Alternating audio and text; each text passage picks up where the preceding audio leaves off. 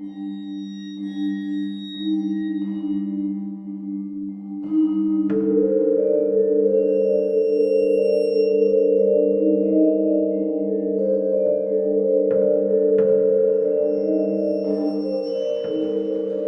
hello, and welcome to Al Dente Rigamortis. I'm Review Cultist. I'm Dr. Leviathan. And I'm Mikey, the E stands for evil. And we're here to discuss those internet stories, most creepy and most pasta. Tonight we have The Nightman.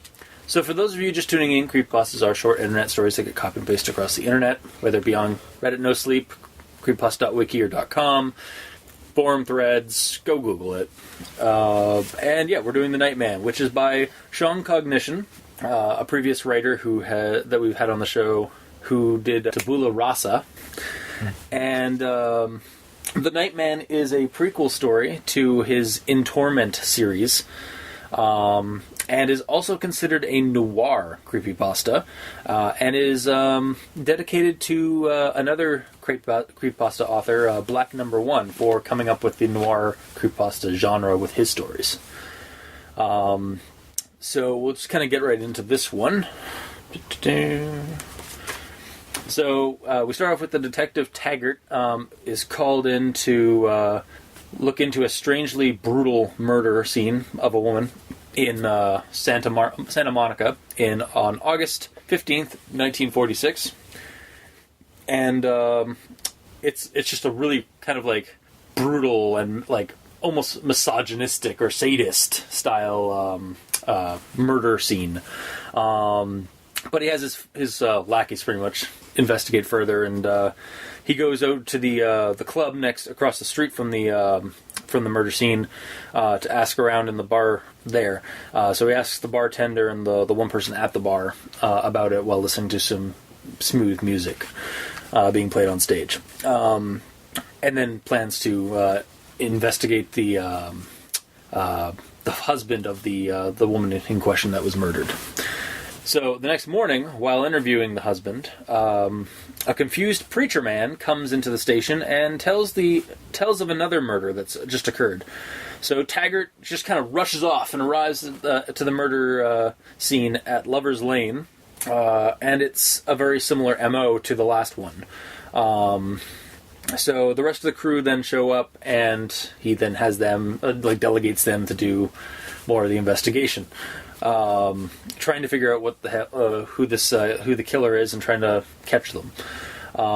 Taggart leaves the scene, and while taking a breather, is grabbed by a masked man and meets the killer, also masked.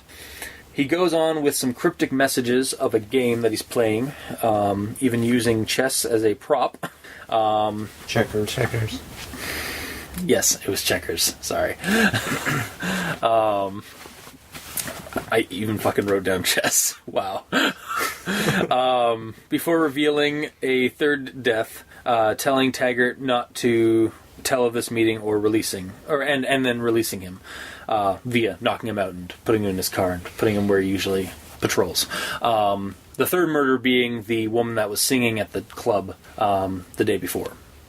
When he comes to Taggart goes to the office, but shortly thereafter, the preacher man shows up again, and a gunfight ensues.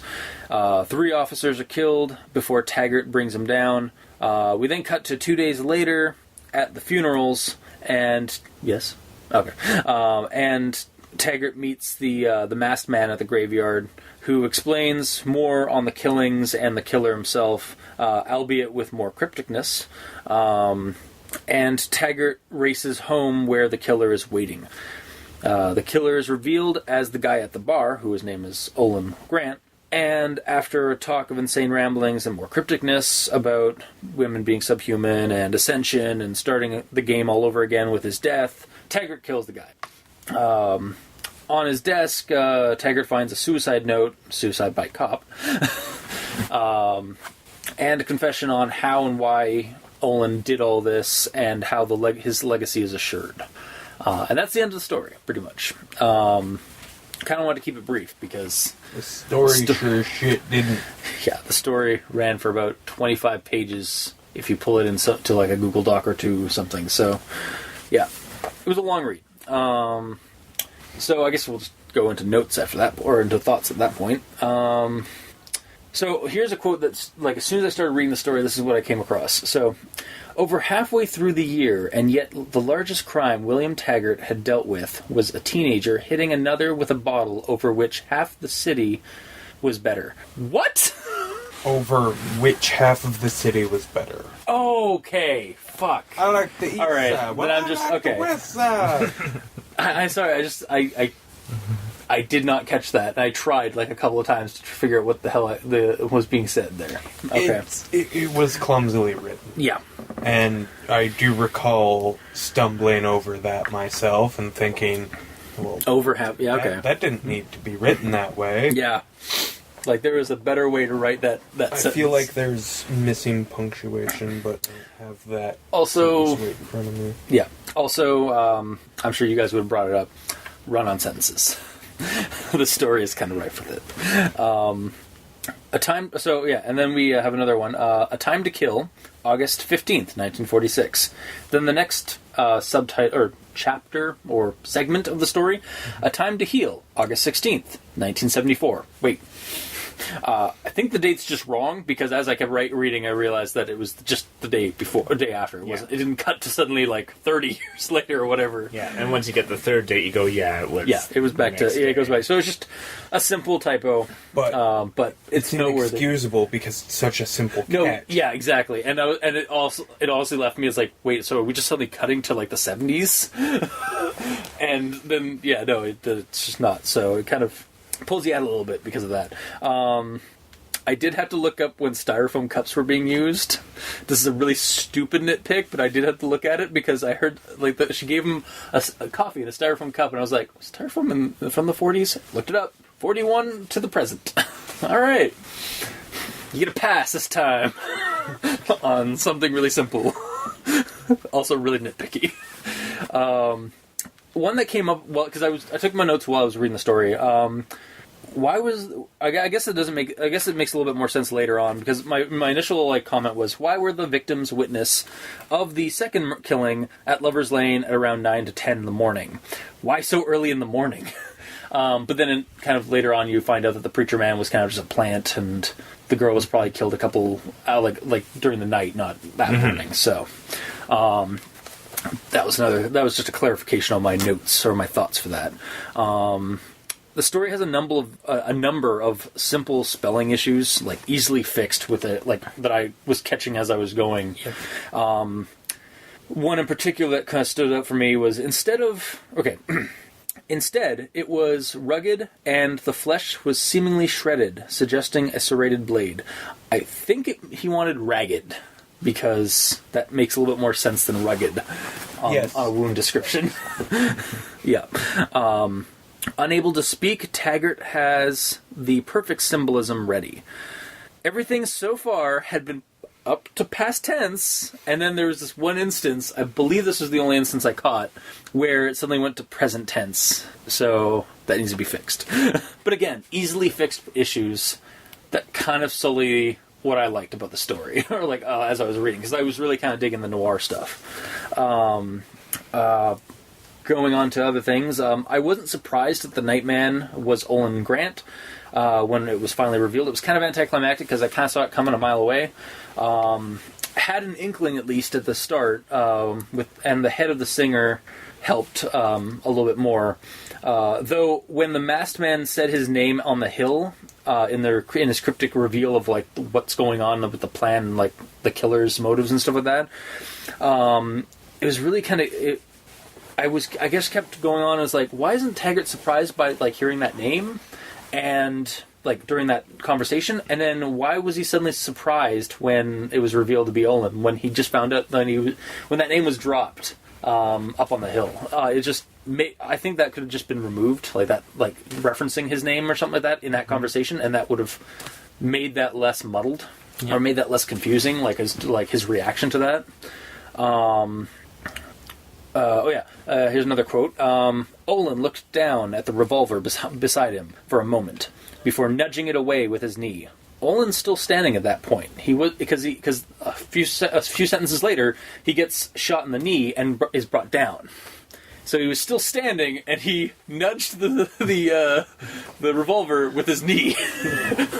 So, like, I could just see that if he was, like, literally like, down to his knees, but, like, the next couple sentences, he was brought down to his knees. So, Yeah. like, again, like, with his, like, foot, like, that should have been just replaced. But. I think some of the issue is that the author is thinking too far ahead and giving us stuff that doesn't make sense before it happens. Yeah, which like, is one of the issues I had with it. It's like, this would have made more sense after something that happens later happens. And it's just one of those issues. Yeah, like, again, have somebody else read your stuff, edit it, and, like, tell you, like, what's wrong, like we're kind of doing. But, like, before you go and post it online. Yeah. But, the story was very noir. Like, noir as fuck. Really enjoyed that about the story, though at the beginning I was getting a little bit worried because of the hyper description and a bunch of run-on sentences. But the hyper description is really kind of part of the noir because he's a detective, he's getting all the little clues and stuff like that, so it kind of grew on me as it went on. No. No? No. That is not what's going on there. Okay. He's not... Yes, he's a detective, and yes, he should... There is actually an instance in the story he mentions that, like his clues. Hold on. Okay.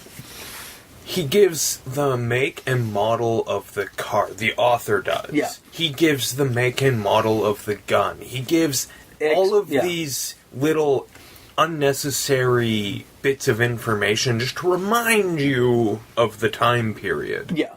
And that's annoying as fuck. Okay. Really annoying. Like, you can just say cop car. You don't have to say it's a Model B, a Ford Model B. That just, it doesn't need to be stated. Yeah, because usually the reader is just going to... And you don't have to state every I will say, fucking, oh, look what I Googled. Great, you Googled it. If I really cared what police in Santa Monica carried as a sidearm in 1940-odd, I can Google it. I don't care, because I know it's a revolver. That's all I need to know. He has 6 shots. Yeah. Yeah, simplicity on that would definitely fix. I also kind of worry, because sometimes we do, like on the show, we have like mentioned that like an author should be a little bit more descriptive. And this is an example of... Descriptive is too fine. Descriptive? No, descriptive is fine. But giving the make and model of every little thing, and like, okay, when he's getting dressed... We don't need to know every article of clothing he's wearing. I get it. It's the 1940s. People wore suits. Yeah. I'm okay with that. I don't need you to tell me every article of clothing he's wearing. Also, he puts his trench coat on before his vest. They didn't dress like that, to my knowledge. Wow. Okay. I get another issue of, like, he's jumping ahead a little bit in his mind when he's writing it. No. It's in the same sentence. Oh, God. Yep, jumping ahead in the same sentence. Yep. He put the 2 articles of clothing in the wrong order. Yeah. And it's just, Also, the one thing that really kind of got me... That's a matter of getting too descriptive and losing your place. Yeah. And actually, another thing with the beginning of it, it probably happened during the rest of it. It's just at that point I was just kind of tuned it out because I was too engrossed in the noir.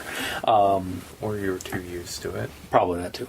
But yeah, him, like, every detail of him, like, getting into his car, getting out of his car, going to the phone, like, that was what was kind of pulling me, like, away at the beginning, was like, and here's God, it's just, like, we don't need to know, he, like, every detail of, like, how the car, or how he left the seat of his car to go to the call box, and then back around the same, and, like, every detail. And yes, that is throughout the rest of this story. It is? Okay. However...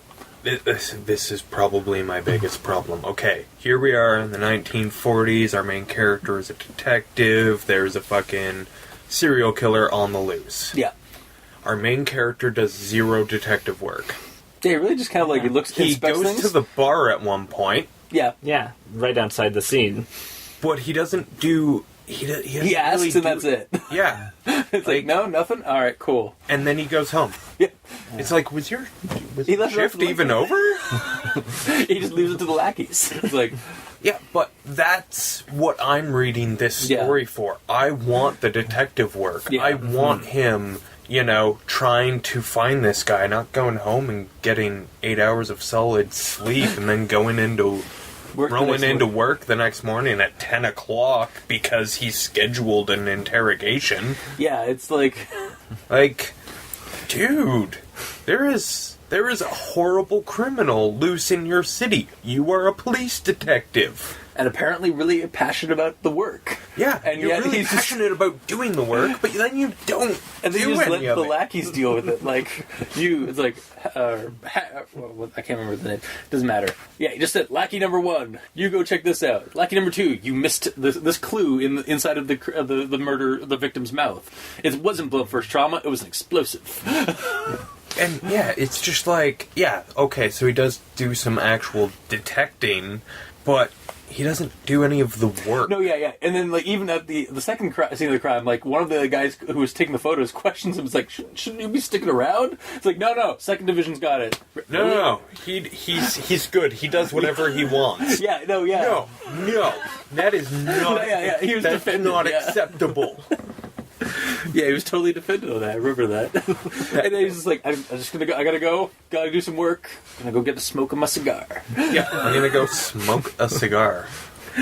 And then, you know, I've been asked to call in to the station, so I'm going to, like, throw my cigar on the ground? Yeah. He's still on side. It's the 1940s. It didn't matter if he was in a fucking nursery. You don't throw a cigar down.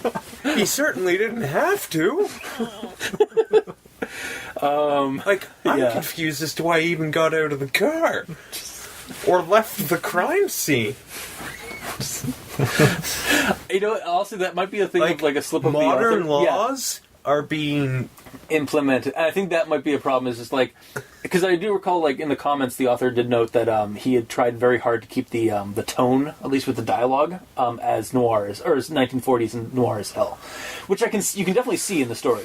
But yeah, he's definitely also kind of putting in modern crime investigation into the story. Like, suddenly they get to the office, like, we need to zoom in and enhance these photos. Would have been like, I think, the final straw for me. Now that I'm seeing which that, is shit they don't even do now. Yeah, I know. Yeah. But they do on TV now. Yes.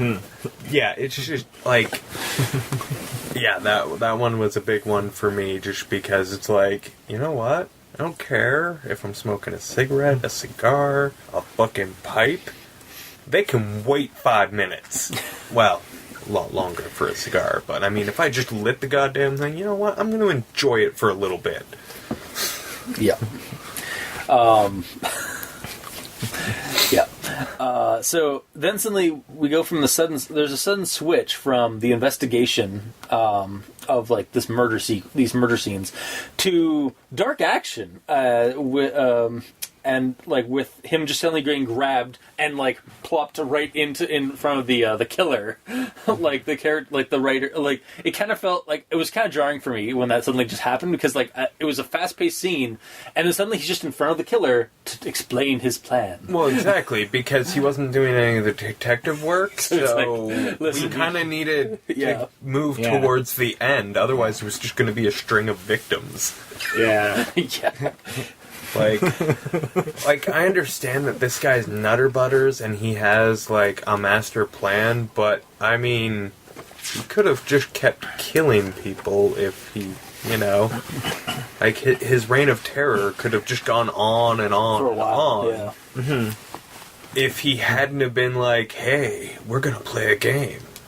Why are you playing a game? Like... Why are you doing a monologue? If you think you're better than everyone, fucking prove it. Don't, you know.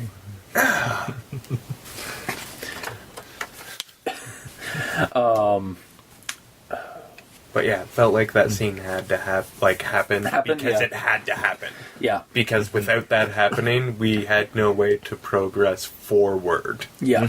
Also, up until that point, the story, well, at least for me, again, reading the story, had been kind of going at a steady pace, like, again, investigating and stuff like that. And then from that point on, it kind of feels like the story suddenly started rushing. to the end. Like, there's a little bit of that. I felt it started rushing as soon as the preacher broke in, ran into the police station for the first time. Kind of because for you? Okay. It was like, you're still trying to find out like basic things about the first victim. Also, then you have a second victim to go investigate. It's like, well, maybe you should send second unit on that. Well, yeah, since you're not really going to do anything when you get there, and you're just going to leave immediately, contrary to what you should do. Like, maybe you should, like, I get it, you're lead detective on the case, but maybe you should, start working on what you're doing. Yeah. Like, finish the task you're working on before you run off and also do nothing somewhere else. Yeah. Also, I did thought it was weird, like, the preacher guy, like, is, like huffing and puffing, like, trying to, like, catch his breath. Catch his breath and some of that, and then sees Taggart and just runs up to him, gives him a hug, and then, like, goes him by the shoulders, like, Lover's Lane area, go there.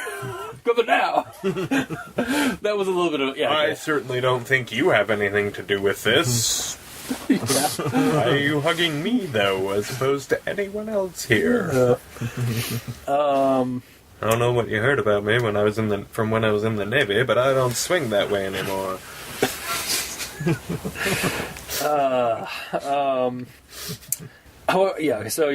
It gets kind of rushed at that, about that point. The ending kind of, like, slowed down a little bit, like, to have, like, the final confrontation, which it's really just more monologuing. Yeah, well. Yep.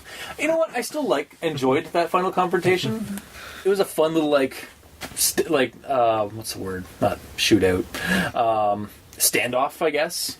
I don't know. I liked the writing for that part.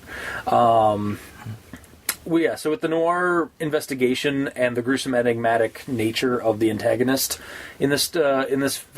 this is a very different beast from what we usually get in creepypastas. There's definitely it definitely tries to focus, use the horror, the creepiness in the story is not so much present or super present. It's more like the visceral stuff with the gory murdered bodies, and then the enigmatic nature of the world itself, because this is definitely, you can definitely tell knowing now that knowing what I do about this is a prequel to a series, you can definitely see that there's a lot of meta plot stuff going on, and I don't know if that kind of hurts or it helps or hinders the story, because all the meta stuff's coming out, all those messages are a little too cryptic for somebody to just kind of jump into this story at this beginning. Now, I guess the question there is, which came first? I believe this one came out later. Okay. But it is in terms of canon, that's why I started. We're starting with this one because it's the first story in the canon of the series. Yes, but in my opinion, it's usually best to read the first that was written. You wouldn't watch episode Phantom Menace before you watched A New Hope. Yeah. Unless you've already seen A New Hope, the original trilogy. Yeah. You wouldn't do that. And if you did, you'd be a little lost. I agree with you on the movies. And this story is hindered because it's a prequel. It's a problem with prequels. It relies on what you already know. Yeah. Well, if you're reading it in the chronological order of the continuity, yes, you start here and you're lost. There's a lot of information that's being dropped that is unnecessary because it doesn't matter until potentially 1976. Yeah, we don't know. I don't know when the series actually kicks off. Okay, so yeah, maybe I kind of fucked up then, and no, it's not your fuck up. It's the writer's fuck up, because this should have been a story that didn't rely on you having read the other stories. Yeah. Okay. Because it's the fault of a lot of prequels. They rely on you having been able to already watch the other ones. Exactly. Yeah. And it just. I was actually going to continue when I said with the movies thing, that definitely is the case with the movie. I was going to say bring up the Lord of the Rings stuff because I read The Hobbit first and then Lord of the Rings, but then I realized no, I also read this. I tried to read the Silmarillion first and gave up on reading the Silmarillion because fuck that noise. Because that one came out after all the Lord of the Rings stuff, because was unfinished work, and then got completed by the son of Tolkien. So yeah, I can kind of, okay, I see where you're going. Like, it's the prequel, unfortunately, falls under that problem with prequels, is that you need to know about the rest of the story, because the prequel came afterward. Yeah. Exactly. And as far as I know, that's the case with the Nightman, is that the prequel was not... Unless, Sean, if you are listening, and would like to confirm that to us, I was pretty sure that the Nightman came after most of the In Torment series.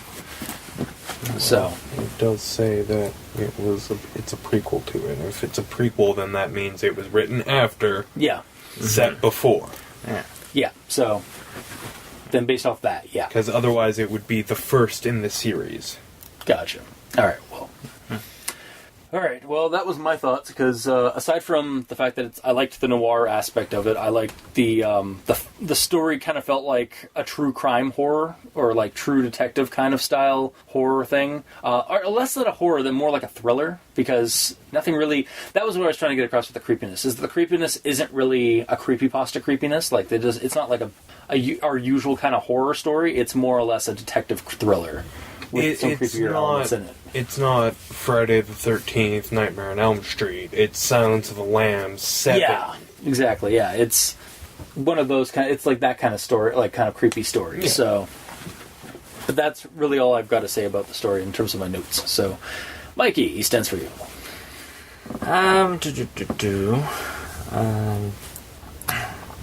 When I started reading it, the sort of style kicked in partway through the beginning, with the whole, in my mind, it switched to more gritty detective voice and some saxophone playing in the background. And I pretty much heard Taggart the entire time as Valentine from Fallout 4. Not gonna lie. Makes sense. Same archetype. Yeah. Yeah. So that worked to a degree until I started having issues.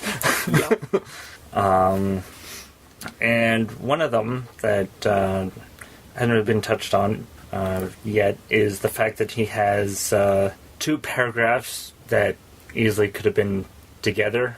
Okay. Mainly because the second paragraph continues talking about where the last paragraph ended. So you're still talking about the same thing. So it should be the same paragraph. Yeah. Yeah, and then in both paragraphs you have lines that, like, one's at the beginning of the first paragraph and then one's near the end of the second paragraph that are almost identical, just phrased differently. Okay. I'll give the example for that. So, first paragraph, he sat and waited at the beach beside a police telephone. That's in the first paragraph. Second paragraph, midway through, right beside his car was a police call box. Yeah. We already know this information. Yeah. And it spanned across 2 paragraphs.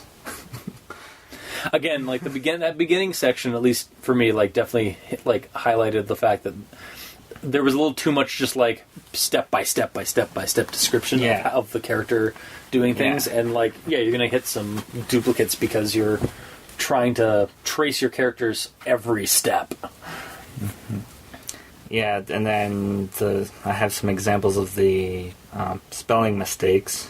The first one here is, "Hello, detective. I'll get Commanding Officer Burgundy right away, sire." Yeah, sire. Should be sir.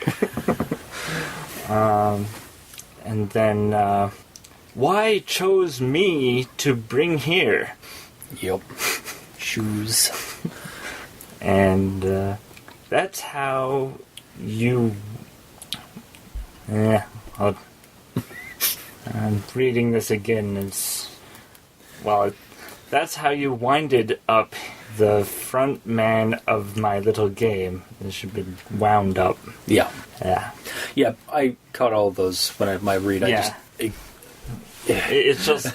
And that's why I put in a blanket statement. It was like, this needs, they're all, like, easy fixes, and that's the problem.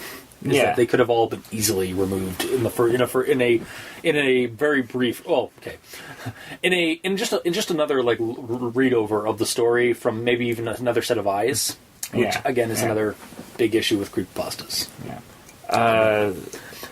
The next one I got a chuckle out of because I envisioned it entirely wrong. As he got closer, one of the officers at the scene jogged his way to him, reaching out to shake his hand. The two shook and walked towards the scene together. They didn't shake hands, they just started shaking towards the scene. God damn it. You know, you do have to understand that for all of the story up until that point, they're describing every little thing, and he leaves out the word hands. Yeah, that's true. Also, sorry, I don't mean to just interrupt here. Did anybody else like kind of have sometime like were there moments where you were reading the dialogue, like when people were having conversations, and you're like, who's talking right now? Like there were a couple of moments, like during I think it was during the investigation stuff. Whereas, like, wait, is Taggart talking, or is it one of the lackeys? Yeah. That's a common issue if you have more than two people talking. Which, when there's three. Yeah. Because if it's just two people, it goes back and forth. If there's three people, then that muddies the water. Because unless it states that who's talking, you don't know. And you just assume that it's the second one is the main protagonist, and the other one is either one of the lackeys. So it just keeps going back and forth between him and the lackeys.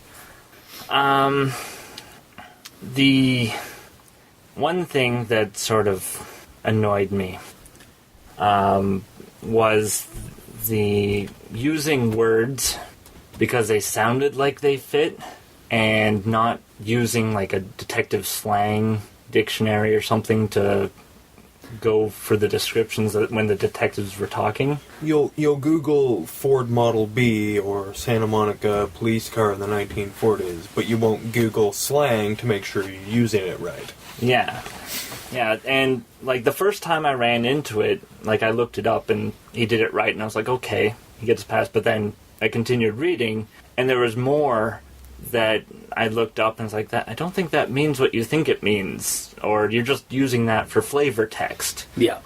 Because surely that's how they talked. And that sort of left me sort of disconnected. Like, because I like the idea of having a detective, and he's talking detective speak to other detectives, but when that doesn't mesh up with anything that I'm finding online, and I found a dictionary. Fair, yeah. Like I remember reading the story and like hearing like the noir dialogue, and I was like, oh man, noir. And then I do remember there was a couple of lines that were, or a couple of bits of dialogue that were a little bit less noir-y than like the beginning of the story, because the story kind of like kicks off very noir, and then again, maybe because the author kind of got tired of coming up with that stuff. And then there's one scene... he was in more of a rush, because he was getting closer to the end. Which, yeah. And it was getting late, and he had to turn off his WordPress and go to bed. I mean, we don't know that's the exact story, but...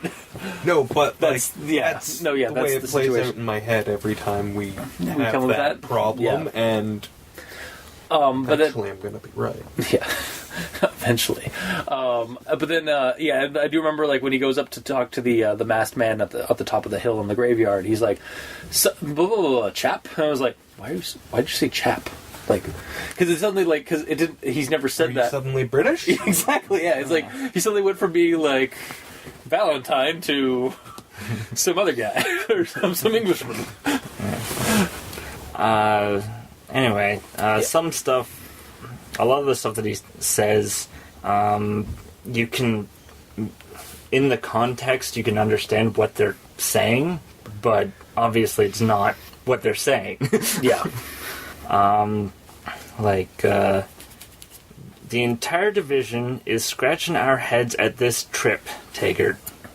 And in this regard, trip, he's talking about the death, the incident, the murder. Yeah. But trip, as far as I could tell, doesn't mean like the scene of the crime. this case kind of thing. Yeah. Yeah. And then another one, someone wanted to dust off someone, and they chose Carolyn here to clip. Yeah.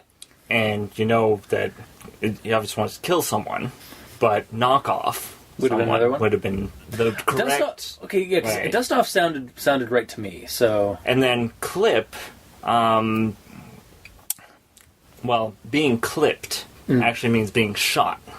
which this person was not shot. Was not shot. Okay. So bop would have been a better word. Okay, fair enough. And the reason why I mentioned clipped, and this is something that I actually scratched out from my notes, Okay. but then re-put them in. Because in the dialogue between the masked man and the detective, he says, every person you go to for help, I'll have clipped, and it will be in a brutal fashion. Knowing that clipped means shot, the next scene later, we have the priest shooting people, like it's actual foreshadowing that what's gonna works. happen? Yeah. But because that point, the author's been using words that don't work. Also, he didn't go to the people that got shot for help. Yeah, no, that's Yeah. what. He To went counterpoint there that, yeah, because it's his job. yeah, and also to point out, the guy said that he could go to the office or go to the scene of the crime. Just don't tell anybody about the meeting. Yeah. He never, at any instance, Yeah. said anything about the meeting while he was at the office. The preacher man just showed up, shot Mary, and just started firing after that. Like, it was almost like a random shooting, or like just, or maybe like the masked man was just presenting the preacher guy as a fall guy, to make Taggart the hero, because, that's part of this game, or something like that. That's what it came off to me as, is that he's trying to give him a cover, essentially. But, yeah. It sounds good in theory, like that is like, oh, I'm going to have you clipped. It's like, and then like, yeah, the foreshadowing. But then the writer kind of ruins it by having him just show up for no reason, really. Yeah. Like, I was like wondering why the preacher man suddenly came back and just started killing the police officers. Mm-hmm. Yeah, and then It's almost like there should have been a bit of dialogue at the office where he was starting to say something about it, and then it shows up like, because that also would have Or given it's some more like the preacher should have never shown up and shot up the police station. That too, because it was unnecessary, and just didn't. However, the only reason it exists is to have the cop funeral. Yeah. And that only exists so that the masked man can tell our protagonist who the killer is. That could have happened anywhere, at any time, in any manner. I hear you, and I agree. However, I've also heard, when it comes to noir, or at least when it comes to like certain authors, their opus their MO when it comes to their writing is like, when something starts slowing down, guy just kicks out the door and starts shooting. Like, just a random character, like a random person just starts, like, kicks down the door and starts shooting, and that's how they keep up the story. Okay, but it's still not good storytelling. No, I agree, but it's a noir trope, or it's a crime trope. Just because it's a trope does not mean it should be used. Mm-hmm. Like, there are other ways to make your story a noir, and up until that point, it'd been going along just fine.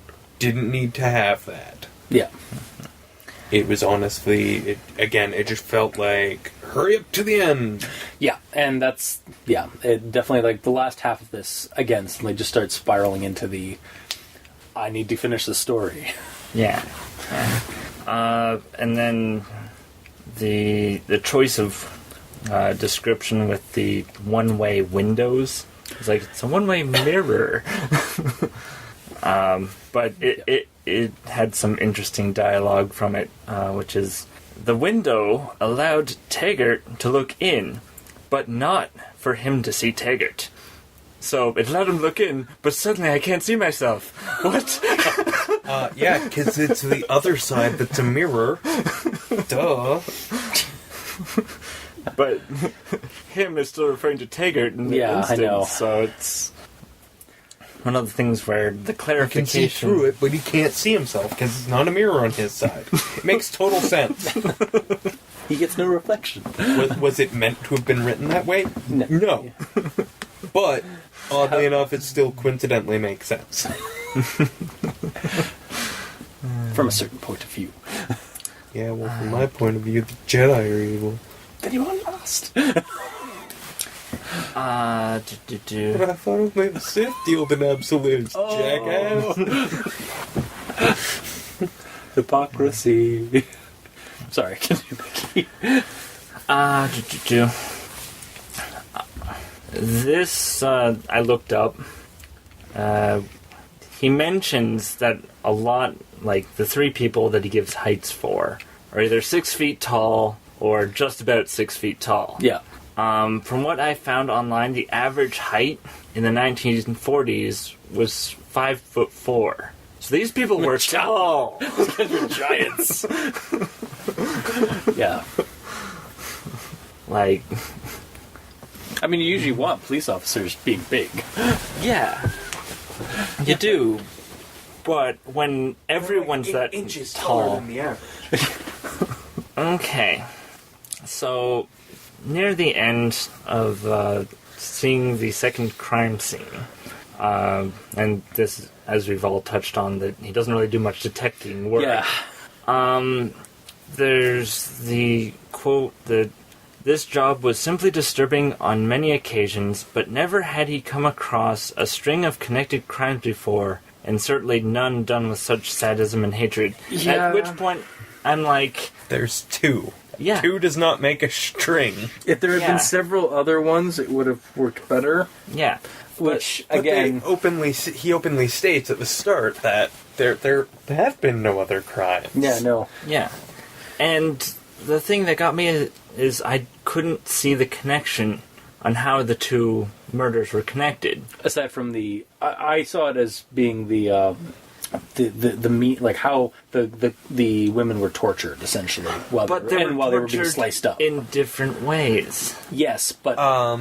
Okay. First off, you have similar victims. yeah. Both young Caucasian women. That right there is not really enough, but it's a good start. Yeah. Secondly, the ferocity of the murders. Like, there is like animalistic glee taken in these murders. And with the complete and utter lack of crime prior to this, it's not really a huge jump to assume that they are connected.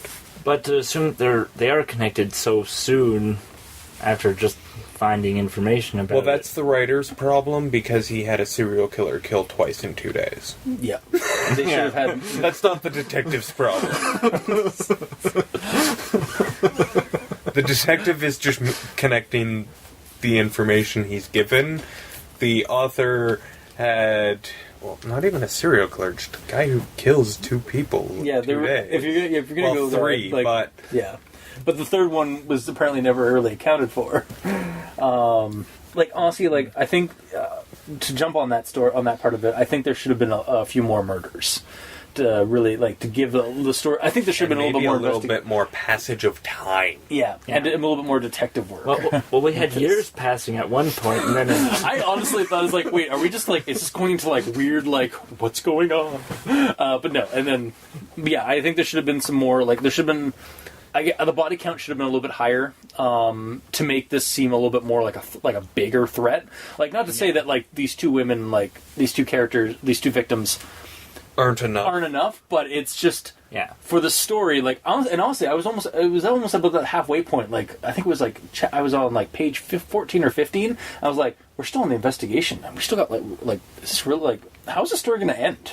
Like, quickly and then suddenly the next set of paper, the rest of the pages were just like, bam, bam, bam, bam, bam, because then he got grabbed. I was like, oh, that's how we're gonna get it. But yeah, like, I also was like kind of like liking the whole, like, him going, like, following like the investigate or following these murder scenes up until that point, and then suddenly he just gets grabbed. And yeah. So, Sorry. as we know, it needs more time passage and more detective work from a detective. Well, I mean, like, I think it's, like, he's got to be, the detective, this detective needs to be doing more of the work and less delegating to other people. Well, and that I attribute that to the author, because he didn't know or he didn't want to write the detective work, so he didn't have the character we're following do any of the detective work. Yeah. I mean, at that point, stuff's kind of becoming... I don't know, that would have been boring? I mean, it might also be like he might have chosen to not do that because in noir, it's not so much. It's not always about like doing like the hard detective work. It's when more or less main asking character people. But he doesn't even do that. He talks to two people. Yeah, which again, Yeah. And honestly, it doesn't really seem like that conversation is about detective work. It's about introducing our killer. Yeah, which I guess you guys also saw, kind of saw inklings of it at least. There was no reason for that scene other than to introduce someone, so he was either going to be an obvious red herring or the killer. Yeah. And then as soon as, the singer's head, oh, I overheard you, it's like, no, you were totally that guy. Also, Taggart, you just technically murdered a woman. No, I didn't. Well, you helped the murder chooses next book. Nope. No? Well, yeah, he helped, but not really, because he was obviously going to keep killing. Yeah, fair enough. Yeah. And the last is another spelling issue. Okay. Amelia Dodson, that name brings back so many memories, Olin said. Ripe with no nostalgia. No nostalgia. There's an extra no! Oh my god. It's like, that's not a word! Get your editors! Yeah, again. Simple editing process. And actually, again, I do recall a comment, because I read the story while I was taking my notes, and then I had to go back and see what the commenters on this one were, and most of them are pretty constructive criticism. Like, there's actually not a lot of, like, people just saying, I absolutely love the story, or that I absolutely hate the story of this, blah, blah, blah, like the bullshit that we usually see in comments of this stuff. It was actually, like, criticism, like, it was actually constructive criticism, kind of like what we've been doing on the story, but also, like, encouragement to keep writing and stuff like that. Yeah. And there was one part where, he was responding to them, and one of them was like, yeah, I never was good at, like, editing or spelling and grammar editing work for my own pieces. And I was like, then get another person to look at it. Yeah. Yeah. So, I mean, I understand, like, you wrote... Again, I liked the story's noir feel and stuff like that. You wrote a cool story, but for the love of God, before you post it, have, like, someone like, that's on hand, like, print it out, hand them the piece of paper, or the 25 sheets of paper, and have them, like, go over it. Or fucking email it to exactly, someone. yeah, or even just, email it to somebody to look over. Like, we live in a digital age, like, and you don't have to post your stuff out all right off the get-go, or, like, after you've edited it. Like, you should definitely have somebody else edit your work, because you're always going to, like, your mind's always going to... Yeah. Like, if you're not good at it, get better. Yeah. How do you do that? By doing it. Yeah. And by forcing yourself not to, like, read over, like... you put a story on the shelf, come back to it in a few months, you'll reread it, and be like, that doesn't make any sense. Yeah. And continue. Yeah. And this isn't just for this author, it's for every writer. Like, because we get so many of, like, this is one of the bigger problems. They're skipping steps in the process. Yeah. And, I mean, writing, like any art form, you can't rush through the process. Because if you do, you taint the finished product.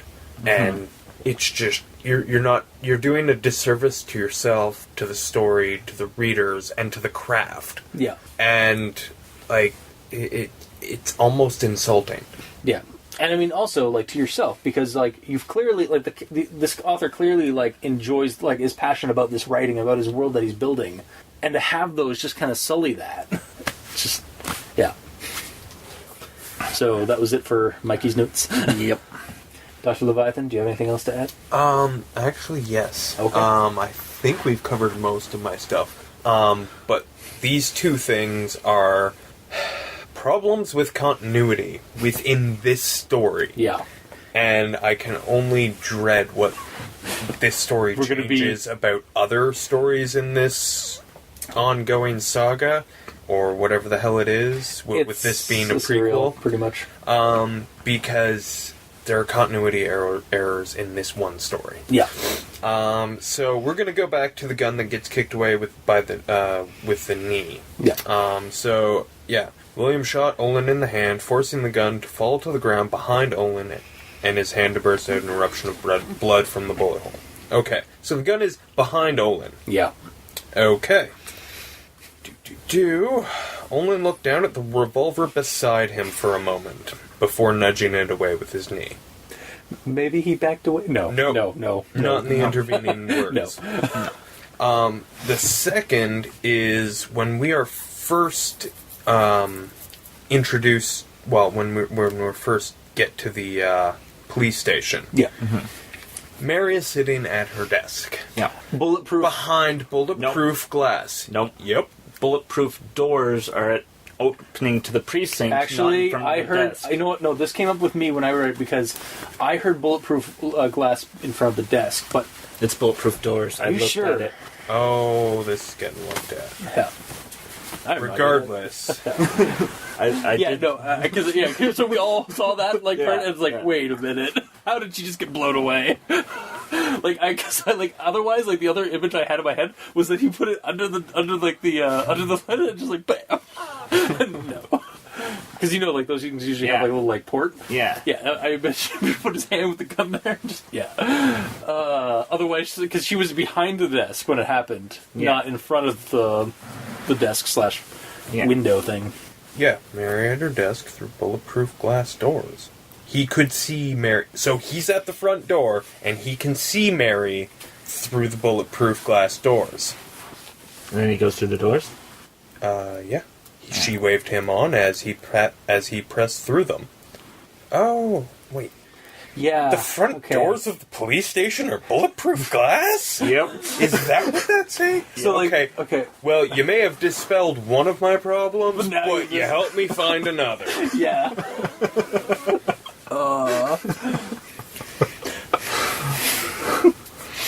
And how did she wave him forward when he walks towards her directly to the left of the doors? Yeah. There's so much detail in here that there are fuck-ups all over the place. Yeah. And I got a huge issue with it all. I get it. You're, you're writing a fucking noir story. I get it. Calm down.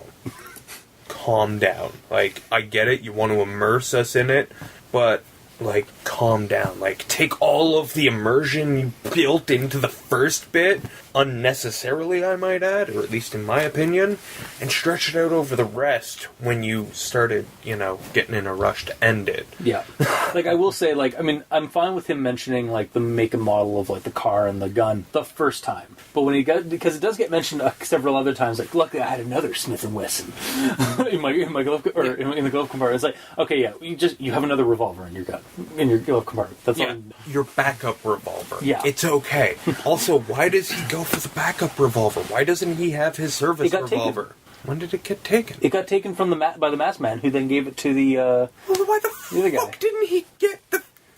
Then he got knocked out, and then Why doesn't he... Yeah, and his gun was back. Was it? Yes. Okay, I missed that part. I thought it was... When he woke up, he was fine. Gun still... Oh, intact. right, yeah, gun there. Yeah, where the fuck... Why the fuck is that other gun... Wow.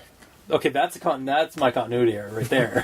That's my issue. Well, there it's with that. less of a continuity error, and why are you reaching for your backup revolver when you should still yours. have one? Yeah, see, my thing was I thought that the killer had taken his, so therefore he... Yeah, because even, at the very end, he even, points it with his own gun. No. The exact same gun. Or, the same make and model as the one that Taggart has. Yeah. And that's fine, you can have the same gun, whatever. 40s. There's only so many varieties of gun, and eventually you start getting into ridiculous things. Yeah. But, yeah, it's just... Yeah, Okay, so there we have another fucking just unnecessary thing. Like, okay, yeah, you know what? 1940s, he's a detective. He probably has a backup revolver. But why does he, like, is he just going to suddenly do 2, like, gun kata? Like, I'm gonna reach into my glove box as opposed to reaching under my jacket. Yeah. I think with that, was that he was supposed to not have his gun. Like, because I think the guy was supposed to keep his gun, and that's the problem. But if that was the case, he would already have his backup revolver in his holster. Because he's a cop. He's a detective. That's part of his gear. Yeah. So again, I'm not disagreeing that's a fuck up. A mailman has a bag. A cop has a gun. I'm not disagreeing that it's not a fuck up. I'm just saying, like, I'm it's something that needs to be clarified because that is definitely a fuck up. Yes. But yeah, other than that, it's just... Yeah. Other than that, it's just a typical creepypasta that needs editing. Yeah. Just more so than others. Yeah. I mean... Well, because it's so long. Yeah, because it's so long, yeah. I hope you guys are ready, because, like, I think most of them are about this long. That's fine, as long as he has different problems in them. Yeah. It might be the same if this is a prequel, then... As I've already explained, the other ones came first. Well, that's why we're here, right? To discuss it and help out. That's my optimism, holding out in the bleak, bleak world that is Noirland. Well, and eventually we'll have been doing this for so long that we will be reading creepypastas that have been edited. Yeah. I mean, we've definitely... Took a second. Last horse crossed the line there for a second. Oh god. There'll be creepypastas that have been copied and pasted across the internet and edited, and they'll be entirely different stories. Oh, hello, and welcome to... And in that reality, Jeff the Killer will be a good story. Tonight we with the Jeff the Killer Mark II, where it's completely different story, completely refined, and it's actually a good fucking story. Wow. I will say, actually, though, this year, like, I mean, yeah, we've definitely run into, like, this year, the beginning of this year has definitely started off with a bunch of creepypastas where the writing is good, it's just there's a lot of spelling issues, is what I've been noticing in trend-wise this year, is that we've been picking up a lot of ones that are better written, but at the same time, they're sullied by simple mistakes, which is a far cry from, year 1 and year 2, where we had a lot of ones that weren't really well written. But yeah, so that's it from you? Yeah, I think so. Except for the fact that fucking spell check should have gotten... Yeah, actually... No nostalgia, was that? Yeah, no nostalgia. There's a couple of them, yeah. And actually, when I had it in Google Docs, I was like... seeing like the little like squiggly line under a couple of things, like why wasn't this caught? And one of the basic ones was faux, which should have been of, like simple stuff like that. Google simple right click could have fucking oh, that's what it should be. Or look at the squiggly line and think, there we go. Yeah. And the thing with Word as an editor is that it actually tells you if you have a run-on sentence or if the sentence doesn't have the right straight structure because it has that squiggly green line. Yeah. And then for incorrect spelling, it's got the squiggly red line. I have always been hit or miss on whether or not I will pay attention to the green line, though. Yeah. Because sometimes you want that imperfection in your grammar. Yeah. Not most of the time, but I'm usually hit or miss on whether or not I will pay attention to the green line. But the red lines, No, because those are definitely those need to be fixed. Unless you're coming up with a completely new word, like for a name or something like that, and just can't understand it. Well, then right-click, add to dictionary. Yeah. Same red line gone. Yep. Yeah. Well, that's my goal whenever I'm proofreading anything I've written, be it a resume, a letter, an email, whatever. I want to get those red ones gone. I can live with the green, But, I mean, like, I add names to dictionary. Yeah. Why? Because I don't like those red lines. Because when I'm scanning through, because you do it a few times, you want all those red lines gone. Because if those red lines are there, you have to stop and look and see, what's the problem here? Oh, it's just a name. I would rather scroll right past and not see the red line. Fair enough. All right. So I guess recommendations for this one. A tentative recommend for me, because I liked the noir. I liked the plot, the overarching plot. The only issue for me was that, like, in terms of, like, that really kind of, like, would break it, would be the fact that some of the spelling issues. And it does rush, it does seem to rush at the, like, from the halfway end to the end. But it's hard to say that it's rushing when it starts the Kicking. sprint. Exactly, It's still yeah. got 13 fucking pages left. Yeah.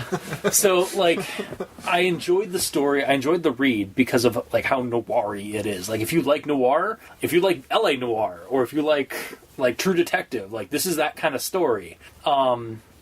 I don't know if I'd recommend it as the first read for the In Torment series, because it got the crypticness of the message that these other beings, the masked people, were giving Taggart. I was almost as confused as Taggart for most of it, and I think that was the point. But at the same time, No, I don't think it was. they were supposed to lead into. I think it was supposed to be hinting at what's in the other stories. Yeah. But because we haven't read them, Yeah. we were too in the dark. Yeah, and I think I wouldn't recommend this as the first read for In Torment. I would recommend probably reading the In Torment, but we'll get into that, I guess, when we actually start reading the main series. But yeah, if you like noir, I'd recommend this tentatively, but otherwise, it's kind of a hard sell. That's my end of it. So, Mikey?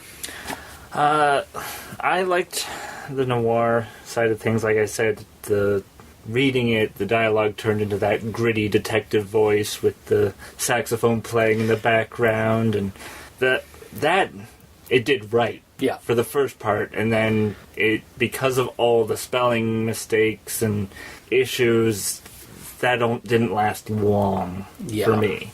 And I also didn't really care for this crime scenes with all the gore porn.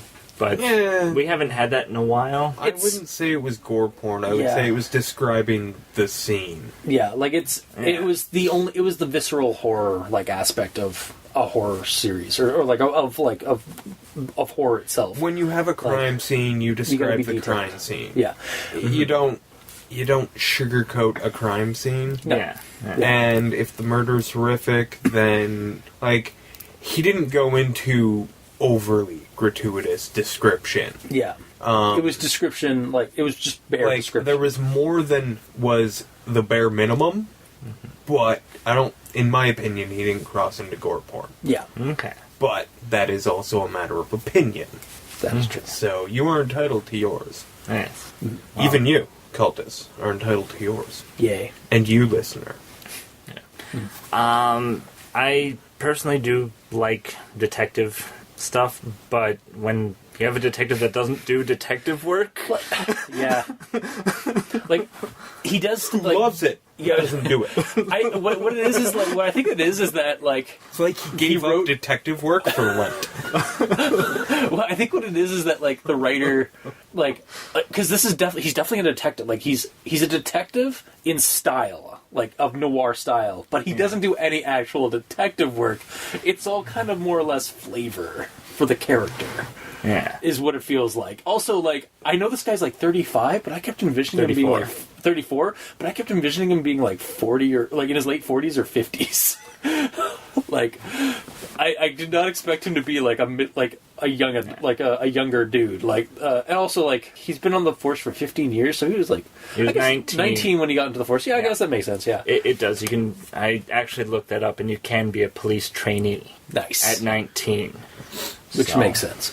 And I mean, is that now or was That was back then. Okay, Yeah, because gotta look back that then up. it may have been if you were going by 16. now. By now, you need police Back then it would have foundations been- and yeah. all that stuff. So it's Yeah. a lot more involved now. But yeah, the guy himself, like, it felt like the way he was like acting as like the like around the crime scenes, he seemed more of a veteran than, or more of a like a veteran kind of guy than like a guy who's like still in his prime for all intents and purposes, and like should be staying at the scene of the crime doing more work.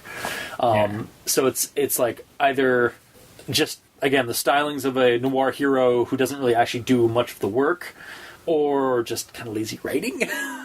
I can kind of see both sides of that. Sorry, continue. Yeah, so I'm not going to recommend it, because while it is a long story, there's a lot that is just describing things over and over, and like I explained with that one paragraph that should be, well, the two paragraphs that should be one, and then there's two lines that were exactly the same, just phrased differently.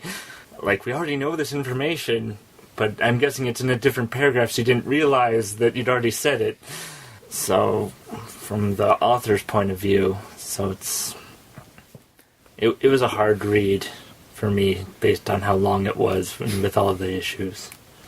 I wouldn't recommend it, honestly. I feel like, although I enjoy the noir genre, I genuinely do. I think it's just a fun little escape. But I feel like there are better, more competent ways to get that fix, be it video game, movie, book, than this creepypasta.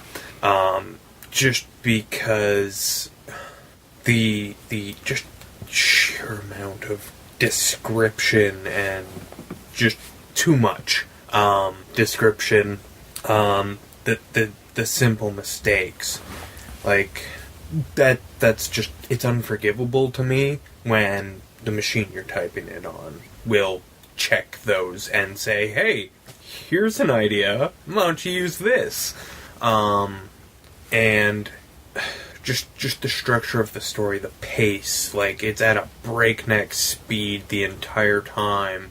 Just, like, bam, dead body, fucking, I don't even know if it's 12 hours later, bam, another dead body, and then just, like I said, although there's 13 pages, when it hits that, okay, I gotta hurry up and finish this story was supposed to be way longer.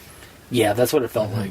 And by just cutting it off at the knees, it cheapens the experience. It hinders the storytelling because you're just going from major plot point to major plot point. You're not doing the process, the steps in between. I mean, yeah, major plot points are important, but so are the little steps that get you there.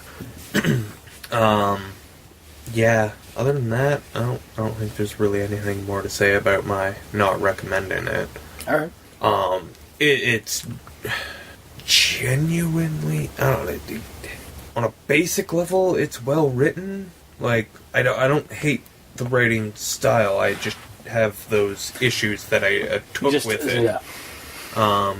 So I definitely do recommend that the bloke or dame who wrote this, ShawnCognition, keep writing, but also start editing. Yes. Because that's how you get better at it. Yeah. Like, I don't care if you're not good at something. If you attempt it, I can give you points.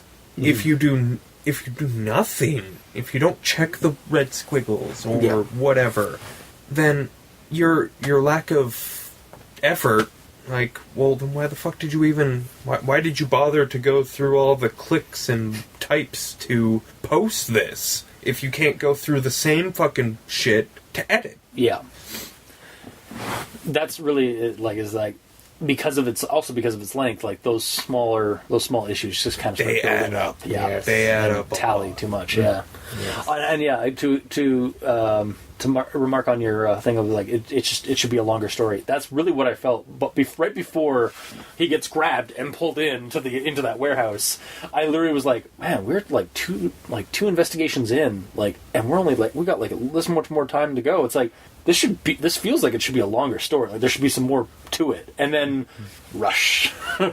Yeah. Suddenly he's just being told the plot. And I fucking wanted some goddamn detective work, really bad. really, really bad. And to me, that was just that was for me the. You wanted this to be more of a procedural.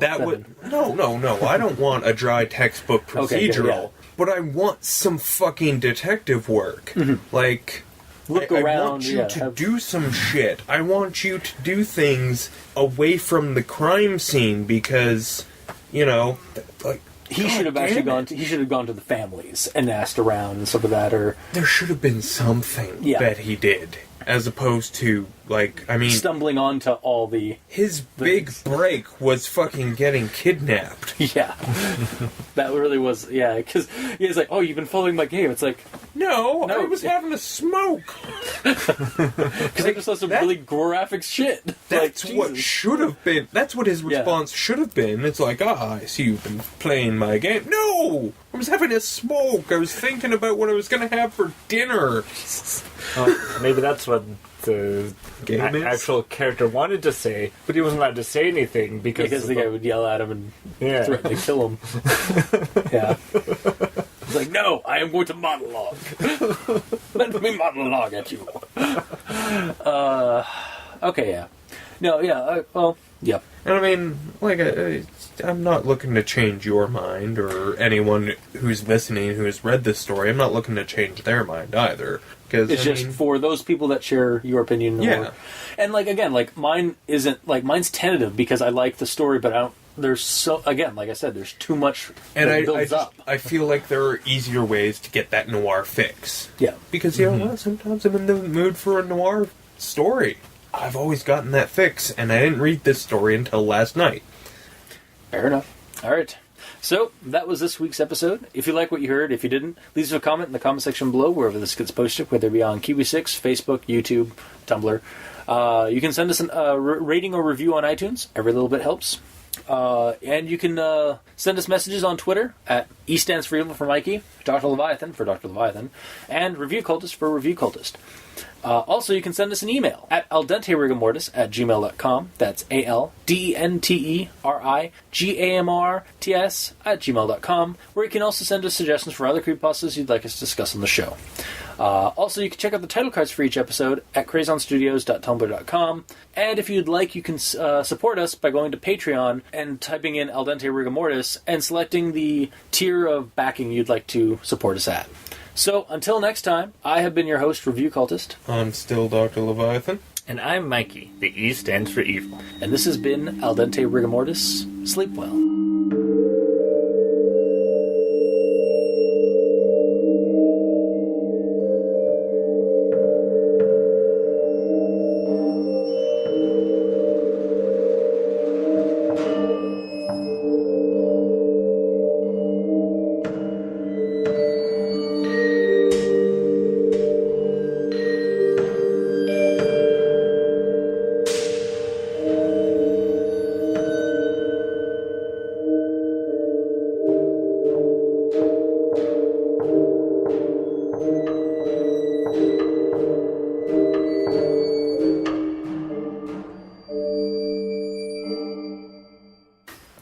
Honestly, I liked his actual, the name that the other guy gave him more than what he gave himself. Nightman really doesn't make a whole lot of sense in the story. The philosophy kind of makes a little bit more sense, because he just keeps spouting that. Yep. He literally is only called the Nightman because he doesn't want to be called, he just wants to be called the Nightman. It's like, you don't get to choose your nickname. There's other people that do that for you.